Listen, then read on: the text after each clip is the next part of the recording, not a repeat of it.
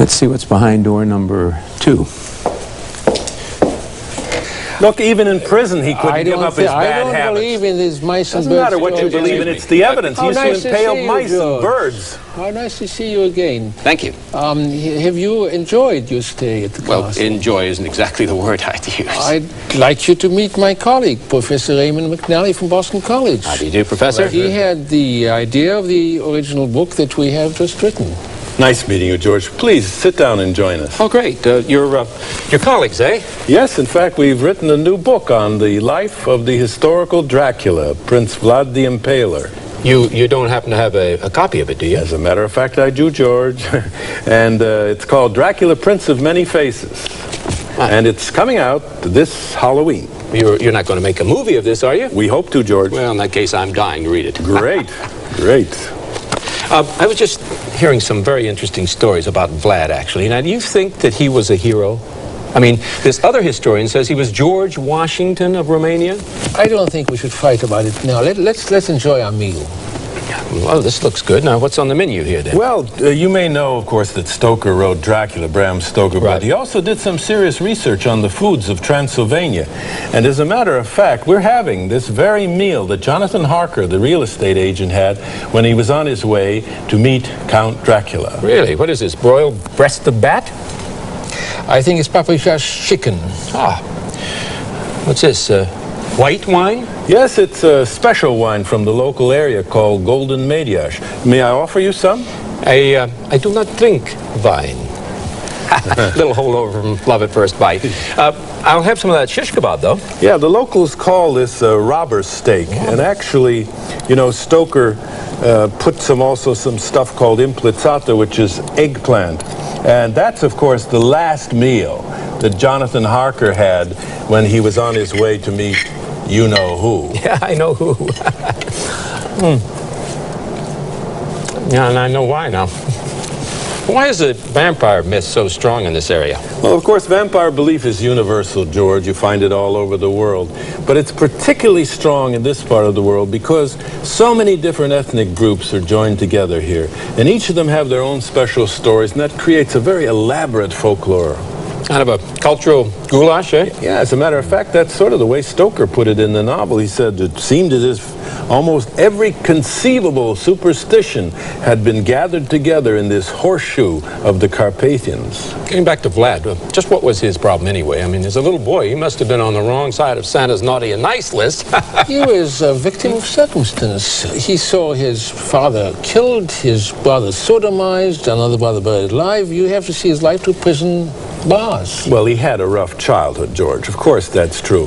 But a lot of people have had rough childhoods, and they don't end up as adults sticking other human beings on stakes like popsicles. No, not at all. But, Professor, you told me that they considered him a hero. He must have had a pretty good PR guy, huh? I think he was, first of all, the founder of the Romanian state, and he maintained the country's independence against the Turks.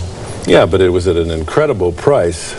Let me give you just one example, George. I mean, he took the poor and the sick, he invited them to a great banquet, he gave them plenty to eat, and after they were full from drink and from food, he said to them, "Is there anything else I can do for you?"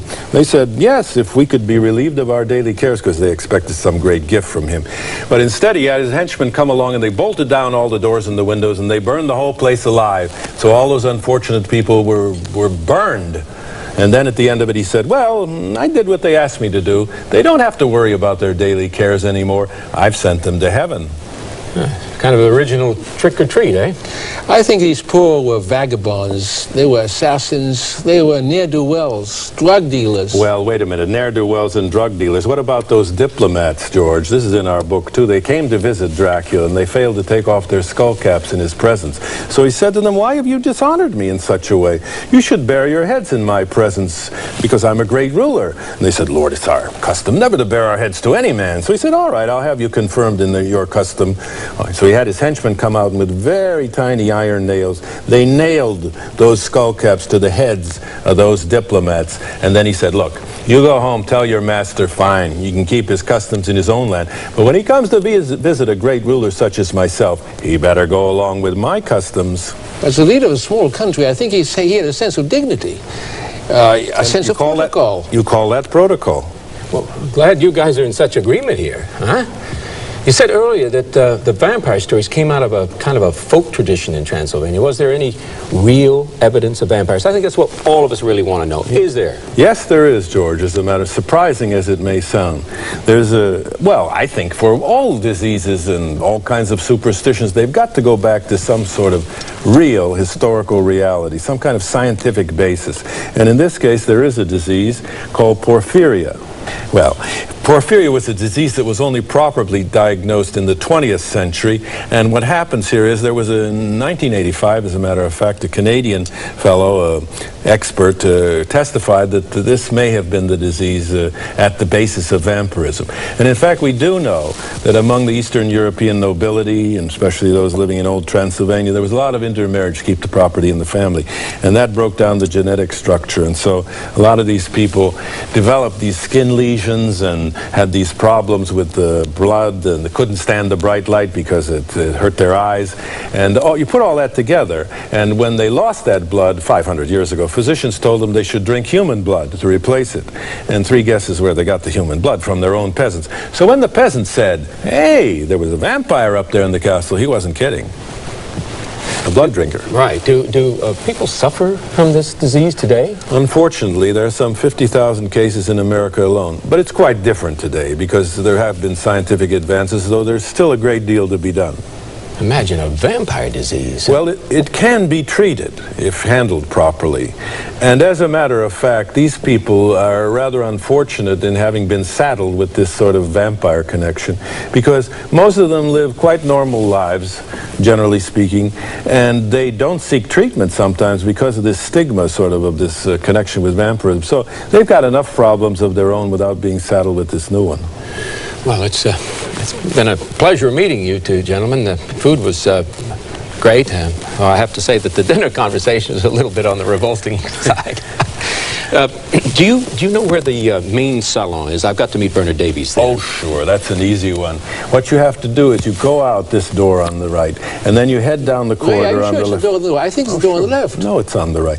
You go down the left here, and then you'll come to a corridor, and there's another door down there. Go down 4 steps. You will stumble down a precipice. This is precisely the wrong way. Stumble down a precipice? I think this is precisely down the precipice of the castle. I don't want to do that. No. That's the other way around. No, you have no sense. You have no sense of direction. You have intellectuals. Which way do I go?